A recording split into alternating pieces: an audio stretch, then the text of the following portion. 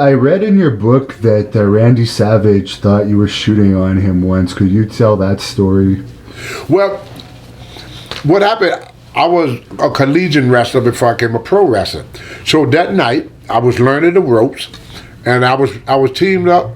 It was me and Johnny Weaver against Randy Savage and Steve Strong in Charlottesville, Virginia.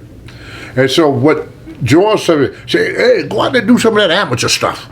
Do some of that amateur stuff.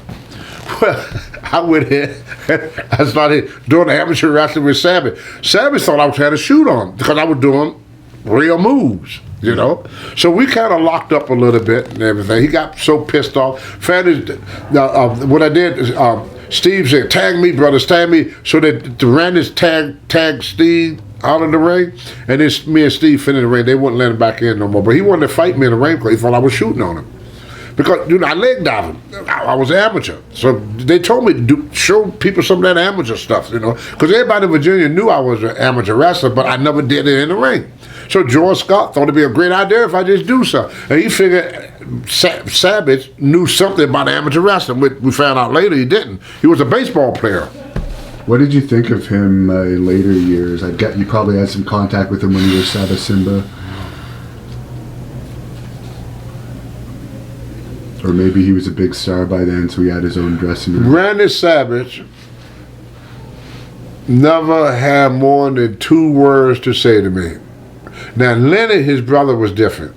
Lenny socialized with everybody. Randy used to have his own room, him and Elizabeth, and he would not socialize with anybody.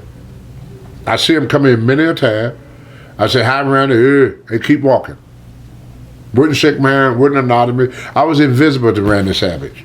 Absolutely invisible. Then he'd go in his room, him and Elizabeth, and that way he sat. The only person that Savage talked to during that time was Hogan. If you wasn't Hulk Hogan on Vince, he had no time for you. That's just my experience. He may have been a great guy, but I only could go by how a person treat me. But with Lenny Parford, his brother, hey, Tony, blah, blah, blah, blah, blah. Lenny was one of the boys. Now, I've done some interviews with Lanny over the years, and he's admitted his talent to us, about his special ability. Did you ever see him do that in the dressing room? Who? Lanny, his autofellatio ability. No, I heard about him wrapping his penis around his wrist and stuff like that, and giving himself his own head job. But see, we didn't travel together. Right. See, back then they had what we call cliques. Yeah. So a lot of guys travel by themselves, a lot of guys would travel with the office, and a lot of guys would travel with these groups. And they had cliques, certain people. That's why a lot of guys I never knew Hacksaw. I know more about these guys now on the independent circuit than what I did then. Like the Big Boss Man, all them guys were making all the big money and everything. They didn't hang around certain people.